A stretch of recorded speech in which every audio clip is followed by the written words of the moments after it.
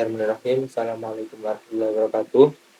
Baik, di sini saya sendiri Irfan Akbarul Mafis ingin menjawab soal dan ingin menjelaskan terkait bagaimana cara menjawab soal UAS pada mata kuliah statistika aplikasi statistika pendidikan. Baik, di sini ada soal yang pertama, yaitu seorang peneliti melakukan penyebaran angket kepada 32 responden yang dibagi menjadi 4 kelompok, yaitu kelompok A, B, C, dan D. Keempat kelompok tersebut nantinya akan diperlakukan dengan perlakuan yang berbeda-beda. Bantulah peneliti tersebut untuk membuktikan bahwa keempat kelompok tersebut berasal dari kelompok yang homogen dan normal. Berikut data yang diperoleh peneliti tersebut.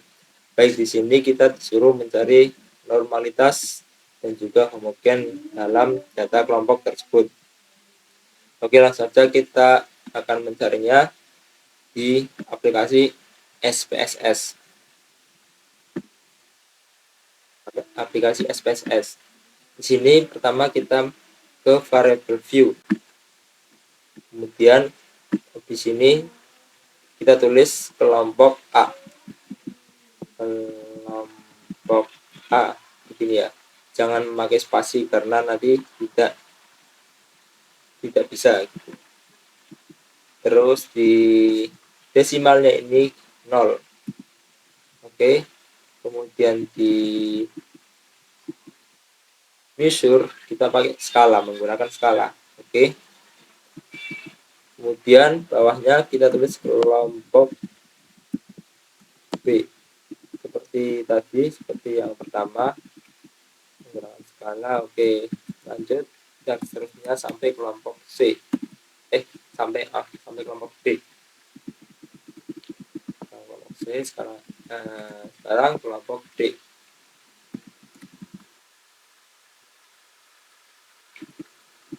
Oke, di sini sudah saya tulis terkait pengelompokan dalam soal tadi. Maaf. Oke, langsung saja kita ke data view. Di sini secara otomatis sudah terdapat masing-masing kelompok A, B, C, dan D. Sekarang kita tinggal menginput data yang di soal tersebut ke dalam SPSS. Cara simpelnya itu kita blok semuanya, kemudian kita copy atau Ctrl C, kemudian kita ke SPSS tadi, kita klik di sini dan kita pastekan ya, paste. Oke, di sini sudah keisi semuanya per masing-masing kelompok. Cara selanjutnya yaitu kita mencari normalitas. Bagaimana cara kita mencari normalitas? Kita langsung saja ke analyze. Kita ke analyze, kemudian descriptive statistik, kemudian explore. Kemudian di sini 4 data tersebut kita masukkan, kita blok saja biar jelas, sudah blok ternyata. Intinya kita ini masukin satu persatu ya ke dependent list. Oke, setelah itu kita pencet yang plots. Ini plots. Kita pencet, kemudian normality plot with test. Kita continue, lalu oke. Sini kita tunggu.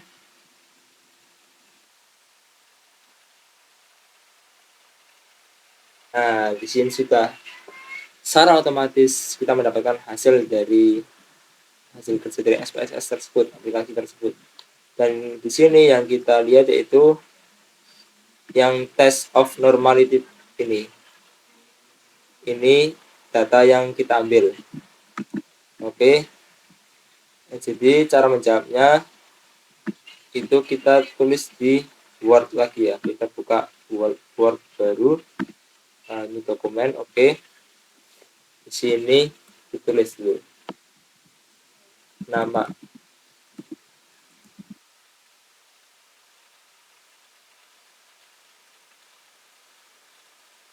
saja. Nah, ini soal pertama. Soal pertama. Di sini yang hasil ini kita copy. Oke, selanjutnya kita paste di Word. Paste. Nah, menggunakan yang ini. Paste saja. Oke. Langkah selanjutnya, bagaimana cara kita mengetahui mana data yang normal, mana kelompok yang normal, dan mana kelompok yang tidak. Di sini kita melihat ke signifikan. Di sini jika data yang normal itu, jika signifikannya itu lebih besar dari 0,05, maka itu termasuk data yang normal. Jika lebih kecil itu tidak normal. Di sini kita lihat kelompok A di sini lebih kecil dari 0,05. Jadi di sini kelompok A tidak normal. Kemudian kelompok B di sini 0,403. Jadi lebih besar dari 0,05. Jadi dia kelompok B ini lebih besar. Jadi dia normal. Kemudian kelompok C juga lebih besar. Jadi kelompok C normal. Kemudian kelompok D di sini 0,016, sedangkan batasnya itu 0,05. Jadi kelompok D tidak normal. Yang normal yaitu kelompok B dan C. Kelompok A dan D tidak normal. Kita tulis saja langsung. Jadi data yang normal yaitu kelompok A dan B, karena signifikannya lebih besar dari 0,05. Kemudian data yang tidak normal yaitu kelompok, ini kelompok B dan C yang normal ya. B dan C. Sedangkan yang tidak normal itu kelompok A dan D, karena signifikannya lebih kecil dari 0,05. Jadi paham ya, kelompok yang normal itu signifikannya itu lebih besar dari 0,05. Oke, ini kita buat dulu. Normal kelompok B dan C. Tidak normal kelompok A dan D. Oke, di sini kita sudah tahu. Kemudian langkah selanjutnya itu kita disuruh mencari homogen. Kita buat dulu. Oke. Cara mencari homogen yaitu di sini saya menggunakan uji Bartlett. Uji Bartlett itu membandingkan antara semua keempat kelompok tersebut. Caranya yaitu kita ke variable view, kemudian di sini ada uji B atau uji Bartlett. Kemudian di sininya desimalnya kita tulis 0. Kemudian di measure kita tulis nominal. Kita menggunakan nominal. Oke. Selanjutnya yaitu jika ada uji B maka ada kelas B. Apa fungsi kelas B? Kelas B yaitu untuk kode dari masing-masing kelas atau pemisah itu kan caranya. Di sini measure-nya kita menggunakan nominal. Oke. Selanjutnya kita ke data view. Kemudian di sini uji B ini kita masukkan semua data ini sampai bawah, ke bawah. Oke, pertama dari kelompok A kita copy paste aja.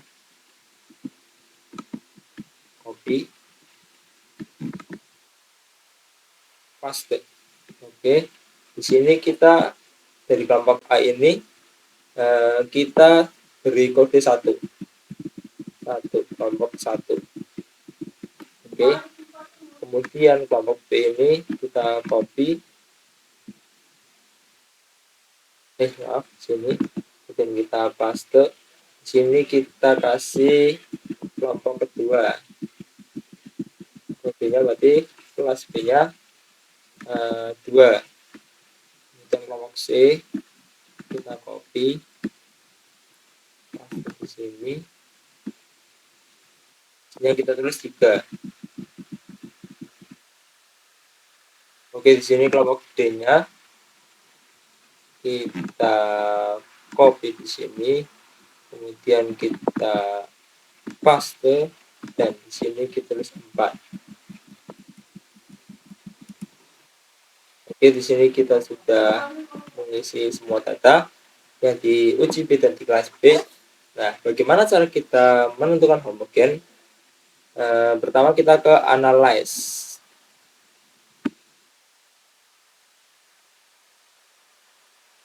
Kemudian kita menggunakan uji Bartlett, yang sudah saya bilang. Uji Bartlett-nya itu kita ke analyze, kemudian ke classify, kemudian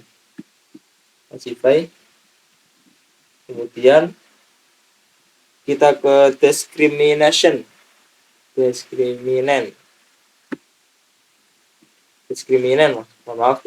analysis. Kemudian uji B ini kita masukkan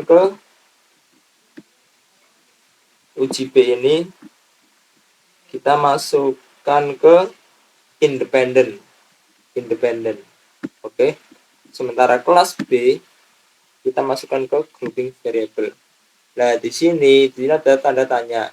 Di sini kita pencet define range, kemudian kita minimal 1 karena tidak 4 kelompok, jadi 1 sampai 4. Kita continue. Kemudian kita pencet statistik. Kemudian di sini ada yang namanya box M. Oke. Kita ke continue. Kemudian kita pencet OK. Ya, tunggu. Oke, kemudian di sini sudah mendapatkan diskriminan. Hasilnya itu adalah ini. Nah, di sini kita cari yang the result. Ini the result. Kita copy, kita lihatnya yang di the result ini.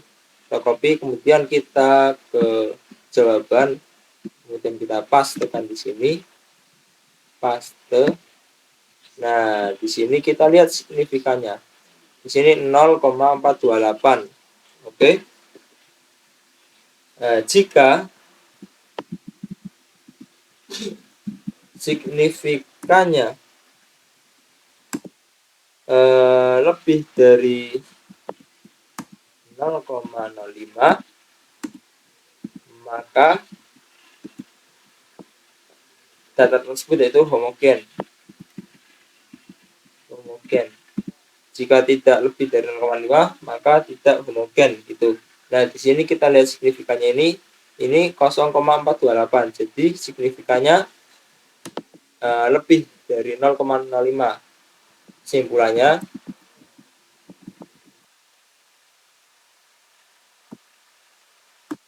karena signifikan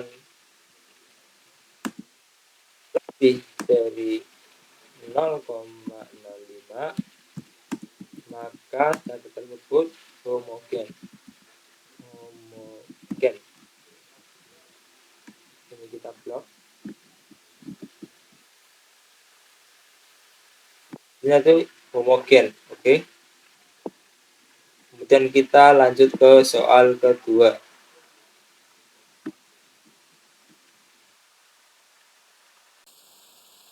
Kita lanjut nomor 2, yaitu berdasarkan soal nomor pertama, apakah terdapat perbedaan dari keempat kelompok tersebut dengan nilai alfa 5%? 5% berarti 0,05. Bagaimanakah kesimpulan dari data tersebut? Oke, cara mencarinya itu kita ke SPSS lagi. Kita ke SPSS. Kita masih sama menggunakan uji B dan kelas B. Pertama kita mencari ANOVA-nya terlebih dahulu. Kita ke analyze, kemudian kita ke compare mean, kemudian one way ANOVA. Oke. Kemudian di sini uji B kita masukkan ke dependent list. Kemudian kelas B kita masukkan ke faktor. Kemudian di sini kita option dulu.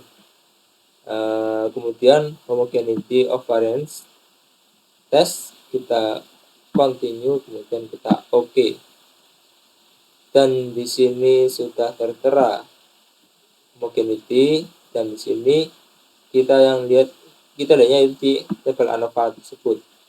Di sini signifikannya itu 0,0000, jadi lebih kecil dari 0,05. Jadi HO ditolak. Kemudian cara kita mencari perbedaan antara keempat kelompok tersebut yaitu kita ke SPSS terlebih dahulu, ke SPSS lagi kembali. Kemudian kita masih tetap menggunakan uji B dan kelas B, kita ke analyze. Kemudian kita compare mean, one way ANOVA.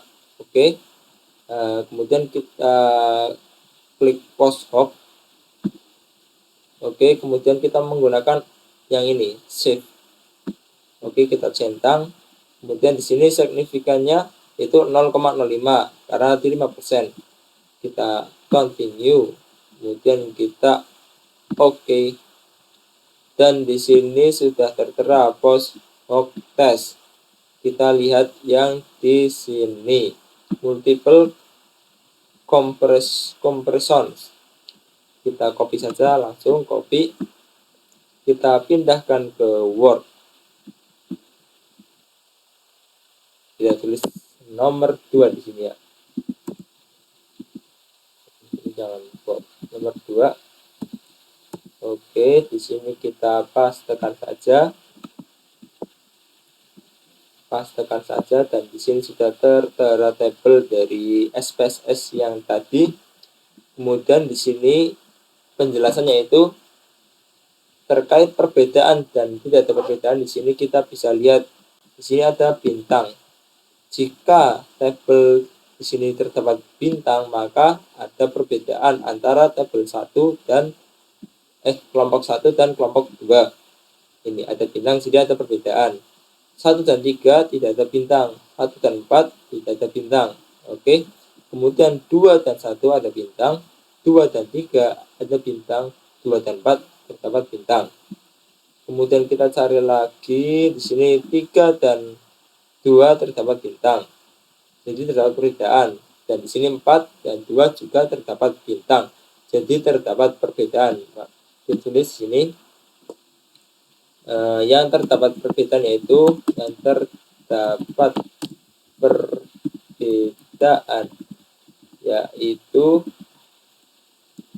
antara kelompok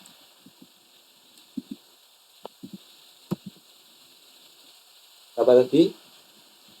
1 dan 2. 1 dan 2. Kemudian 2 dan 1, 2 dan 3, 2 dan 4. 2 dan 1, 2 dan 3, 2 dan 4. Oke, kemudian kelompok 3 dan 2. Oke, 3 dan 2.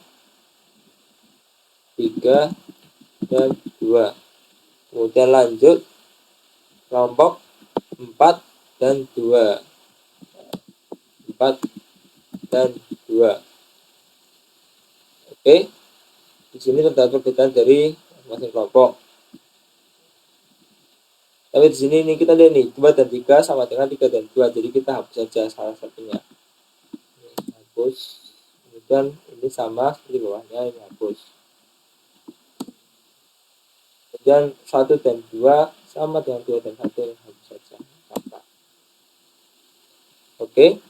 Di sini ini sudah kita ketahui terkait perbedaan dari masing-masing kelompok. Kemudian kita mencari mana kelompok yang lebih banyak. Jika di sini terdapat bintang, maka kelompok pertama ini lebih banyak. Jika terdapat bintang, maka kelompok pertama itu lebih banyak.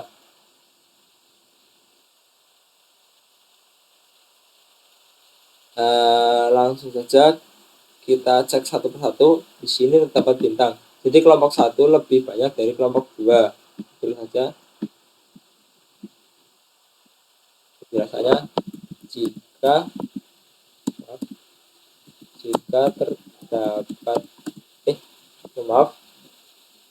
jika di sini positif, maka kelompok 1 lebih banyak itu hasilnya. Kita langsung saja jelaskan. Jika positif, hasilnya positif, maka kelompok pertama lebih banyak. Kita lihat kelompok 1 di sini antara 1 dan 2 lebih banyak kelompok 1. Ini kelompok 1 lebih banyak, kita menggunakan saja lebih banyak yang kelompok 2. Kemudian kelompok 1 dan kelompok 3 ini lebih banyak kelompok 1. Kelompok 1 lebih banyak dari kelompok 3. Kemudian kelompok 1 dan kelompok 4 ini negatif. Jadi kelompok 4 lebih banyak dari kelompok 1. Kelompok 4 lebih banyak dari kelompok 1. Oke. Kita lihat bawahnya juga nih, kelompok 4 lebih banyak dari segalanya. Tidak ada negatif. Oke. Nomor 2 cukup sekian. Kita lanjut ke nomor 3. Oke. Baik. Nomor 3 itu soalnya mahasiswa akhir dari jurusan MPI sedang melakukan penelitian dengan judul hubungan antara faktor-faktor kepemimpinan dan regresi mahasiswa dalam konteks manajemen pendidikan. Bantulah mahasiswa tersebut dalam menyelesaikan pengaruh variabel dependen dan independen serta buatkan persamaan regresinya. Jadi di sini kita mencari regresi atau pengaruh terhadap faktor kepemimpinan dan regresi mahasiswa. Baik, kita langsung saja kita menuju ke SPSS. Di sini ini sudah clear semua. Kita membuat variabel baru. Di sini ke variabel view, kemudian kita tulis. Tadi di situ di soalnya itu terkait kepemimpinan. Kita tulis kepemimpinan X itu ya. Saja habis ini kita finalkan sinyalnya, kemudian ini skala, kemudian di sini regresi mahasiswa, kita tulis mahasiswa Y gitu ya, sini 0. Oke, sudah tertulis semuanya. Kemudian kita kembali ke data view dan di sini sudah otomatis terisi dan cara mengisi ke bawahnya itu kita ambil simpel saja, yaitu kita copy paste dari soalnya, kita blok semuanya, kemudian kita copy, kemudian kita ke SPSS, kemudian kita paste di sini dan akan muncul secara otomatis. Baik, cara mencari regresi dari kedua variabel tersebut, kita langsung kita ke analyze, terus kita ke regression, Kemudian habis ke regression kita ke linear. Oke, kemudian di sini kepemimpinan X kita masukkan ke independen. Kepemimpinan X kita masukkan ke independen. Kemudian mahasiswa Y kita masukkan ke dependen. Kemudian kita pencet OK. Dan oke, di sini sudah terdapat regression dan di sini ada beberapa tabel yang kita ambil, yaitu terkait soal tadi kita mengambil di model summary dan koefisien. Di sini model summary-nya kita copy dulu. Kemudian kita masukkan ke Word. Oke, ini nomor 2, sekarang nomor 3-nya di sini. Kita paste di sini ya. Paste. Oke, model summary-nya sudah saya paste. Kemudian koefisiennya juga di copy paste ke Word.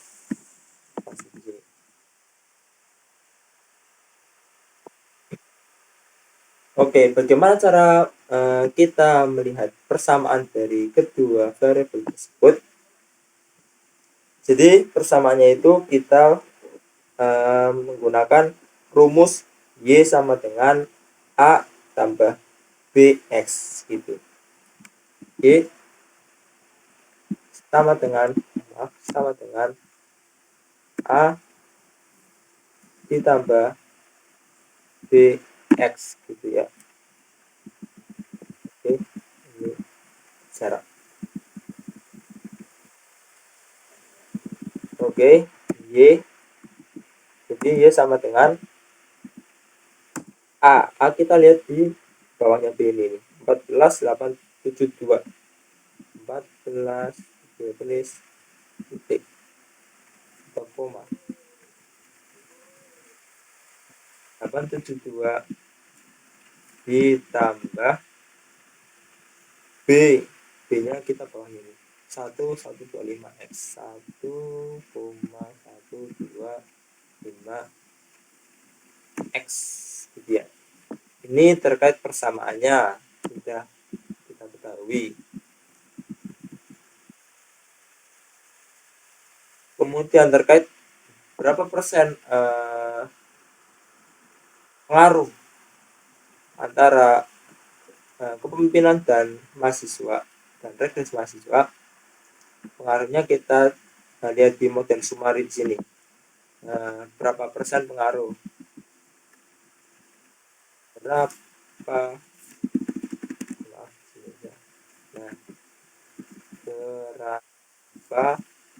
persen pengaruh? Ini kan pertanyaannya.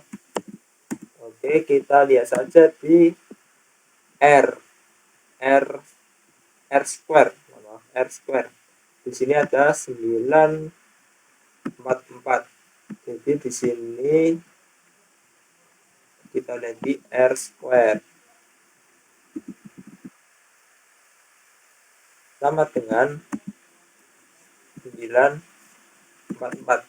944 jika kita jadikan persen,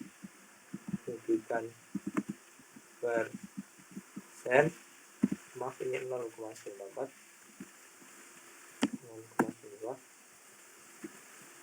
maka 0,944 dikali 100,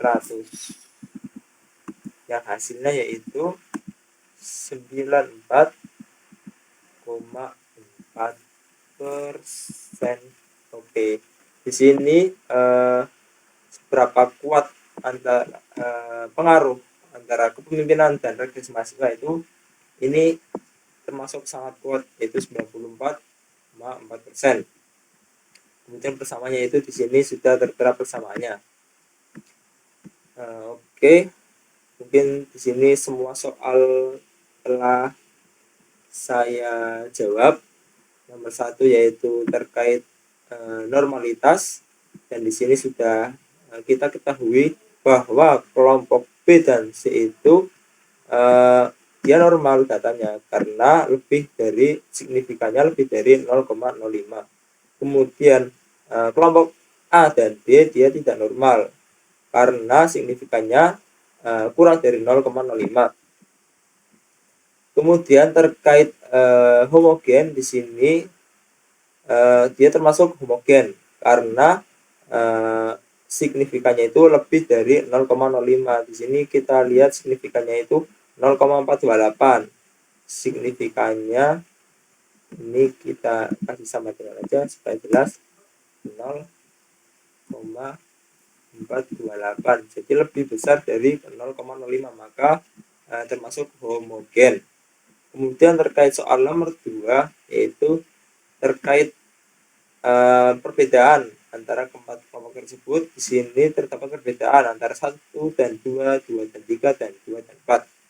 Kemudian jika ini jika hasilnya positif, maka kelompok pertama lebih banyak. Ini berarti kelompok 1 itu hasilnya itu nilainya itu lebih banyak dari kelompok 2, karena di sini kelompok 1 dan kelompok 2 ini ini positif. Jika hasilnya positif, maka kelompok pertama ini lebih banyak dari kelompok keduanya. Ini positif. Jadi kelompok 1 lebih banyak dari kelompok 2, kelompok 1 lebih banyak dari kelompok 3. Tapi di sini negatif karena kelompok 4 lebih besar daripada kelompok 1, atau kelompok 1 lebih kecil daripada kelompok 4. Oke. Kemudian terkait jawaban nomor 3, jawaban soal nomor 3 yaitu terkait pengaruh regresi atau pengaruh kepemimpinan terhadap regresi mahasiswa. Di sini pengaruhnya yaitu 94,4%. Jadi sangat berpengaruh gitu. Kemudian persamaannya di sini sudah dijelaskan, yaitu A 14,872, kemudian yang B yaitu 1,125. Oke, mungkin sekian dari saya terkait penjelasan mengenai cara-cara kita mencari atau menggunakan SPSS untuk mencari beberapa permasalahan gitu. Di sini permasalahan itu sudah Bapak kasih nih dalam bentuk soal. Oke, mungkin sekian dari saya. Apabila ada banyak kesalahan dalam mengerjakan atau ketidakjelasan dalam menjelaskan, saya mohon maaf karena saya juga sejatinya masih perlu belajar. Sekian dari saya, semoga bermanfaat. Assalamualaikum warahmatullahi wabarakatuh. Audio Jungle.